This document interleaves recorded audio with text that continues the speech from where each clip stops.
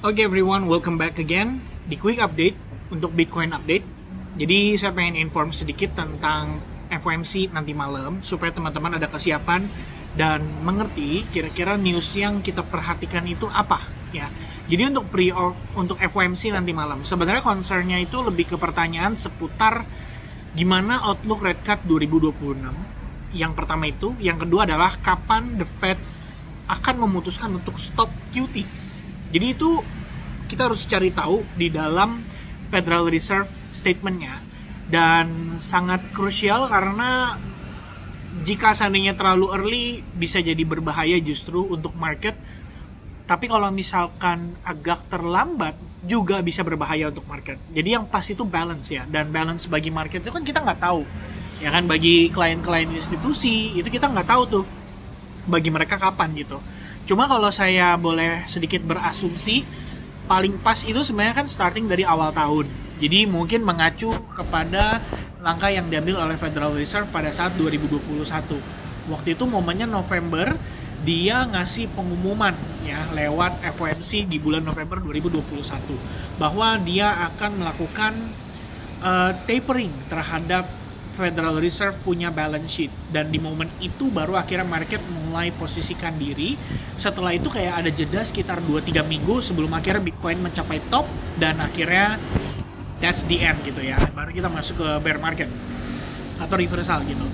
Nah sekarang kondisinya nanti FOMC malam ini kan bakal jadi pertanyaan juga bagi kita. Bukan kita, maksudnya saya dan kalian doang ya, tapi para pelaku pasar, para whales ini, mereka decision makingnya akan seperti apa.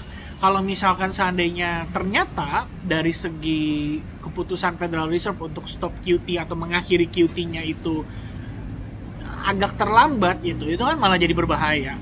Terlalu early juga sama berbahaya. Kenapa? Karena kalau terlalu early, nanti orang mikir, wah jangan-jangan ada masalah nih dengan ekonominya. Jadi mereka bisa saja posisikan diri dan melakukan take profit lebih early. Meanwhile, kalau misalkan pas sesuai dengan kemauan para whales ya, saya rasa awal tahun paling oke lah.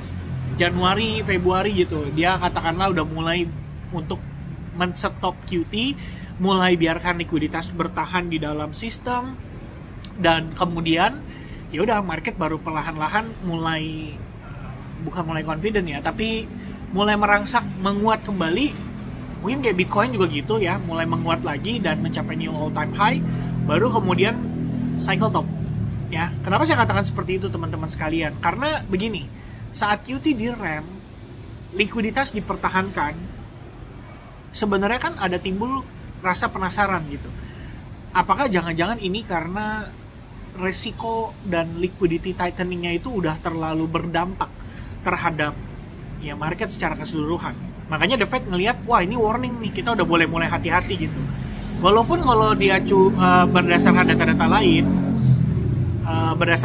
lain, jadi kayak PMI, consumer confidence, saya ngelihat nggak ada ancaman ya. Ekonomi di US masih baik-baik aja. Jadi kita kalau misalkan nggak ada dengar-dengar desas-desus resesi ekonomi, harusnya nggak jadi masalah. Market bisa stay bullish gitu even for the next year. Cuman kalau berdasarkan full year cycle, kita punya pertanyaan gitu kan. Kayak pertanyaannya adalah apa ya kira-kira yang menjadi katalisnya gitu. Well, the only katalis yang saya lihat adalah melonjaknya angka pengangguran. Melonjaknya angka pengangguran akan nge-trigger ada rasa khawatir. Jadi para whales ini bisa saja memposisikan diri lebih defensif. Probably mereka akan taking profit, dan taking profit itu artinya selling di aset. Selling di aset otomatis jadi selling pressure. Selling pressure otomatis akan memberikan tekanan pada harga, dan ada possibility harga jadi terkoreksi. Ya kira-kira kan kayak gitu ya. Itu alurnya teman-teman sekalian.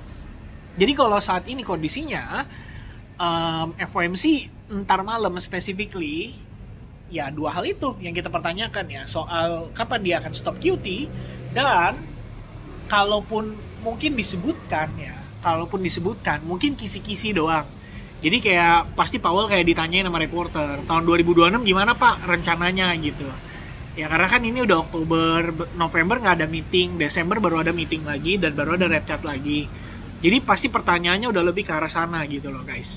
Nah, terkait dengan harga Bitcoin, kemarin saya update lewat Telegram.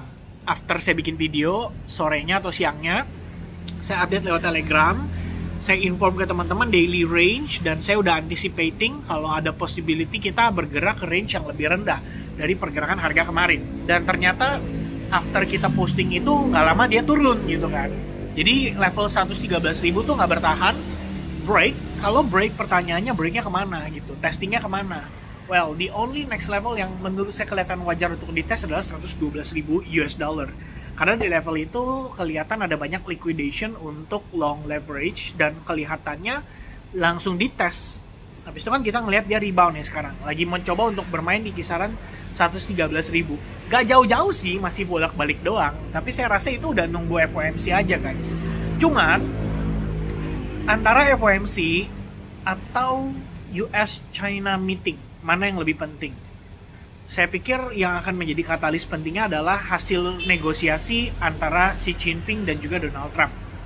Itu harusnya akan jadi katalis. Sementara FOMC nanti malam itu lebih ke ngasih tahu ke kita kira-kira planning buat Q4 ini gimana gitu. Apakah kita masih boleh pertahankan aset yang kita pegang, terutama Bitcoin dan kripto dan bla bla bla, atau jangan-jangan justru ini waktunya kita mulai exit secara agresif gitu ya. Kalaupun dikasih rally tipis doang ya paling kayak cuma ngarepin berapa persen gitu kan. Bisa dapat 10-15% tuh udah bagus. More than that, maybe kita butuh katalis yang lebih eksplosif lagi yang bisa dorong untuk harga Bitcoin tembus 125.000 bahkan sampai ke 135.000 or even 150.000 gitu. Ya, apakah akan ke sana? Saya lihat lumayan berat ya teman-teman sekalian. Makanya balik lagi tergantung katalisnya apa. Katalisnya kemarin yang ngedorong harga jatuh itu adalah tarif. Kalaupun kita butuh market didorong naik lagi, mungkin katalisnya tarif juga. Jadi tarifnya nggak jadi gitu ya. Technically di reverse doang tuh sama Donald Trump ya. Jadi harga udah dibanting terus rebound gitu. Nah, kalau misalkan stock market udah ngasih new all time high, harusnya Bitcoin juga ya, mungkin nggak new all time high. Let's say another rally itu akan sangat wajar banget dan sangat berpotensi untuk terjadi lah. Alasannya apa teman-teman? Karena sentimennya masih ke risk on asset. Ya so far itu yang jadi perhatian bagi saya, dan ya mari kita lihat kira-kira gimana nih ya dari FOMC nanti malam teman-teman. Jadi mungkin buat penutup, FOMC yang diperhatiin 2 poin. Yang pertama adalah masalah QT, kapan QT-nya. Yang kedua adalah terkait dengan proyeksi 2026. Kemudian untuk Bitcoin-nya sendiri, key support levelnya itu ada di 108 sampai 109 ribu. Di level itu terdapat liquidation yang lumayan heavy. Tapi selama Bitcoin bisa bertahan di atas level itu, we are still bullish. Dalam konteks structure, ya dalam konteks structure, we are still bullish. Dan dari sisi harga resistance ya, kalau resistance-nya simple aja sih, high kemarin ya. Jadi high kemarin itu harusnya di sekitaran 114.000, 115.000. Itu kalau bisa di break, ya Bitcoin akan gampang tuh testing level 117 sampai 118.000. Harusnya itu key level yang akan dites kalau misalkan Bitcoin memiliki cukup katalis dari FOMC nanti malam dan somehow demand-nya masuknya agresifnya dari situ.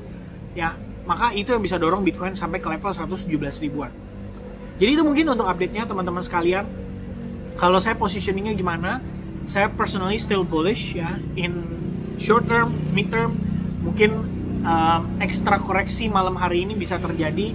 Saya sudah antisipasi hal itu, udah ngobrol juga sama teman-teman DSAG earlier today di Discord, udah saya posting. Jadi ya tinggal kita lihat aja teman-teman, nanti malam mau dibawa kemana directionnya. Dan untuk live streaming jadi, tapi besok ya after FOMC, jadi besok aja kita live streaming baru kita bahas lebih lengkap seputar altcoins seperti yang saya janjikan. Oke, so thank you very much guys for watching. God bless and stay safe untuk your trade tonight. And see you guys again in the next update. Cheers guys, bye bye.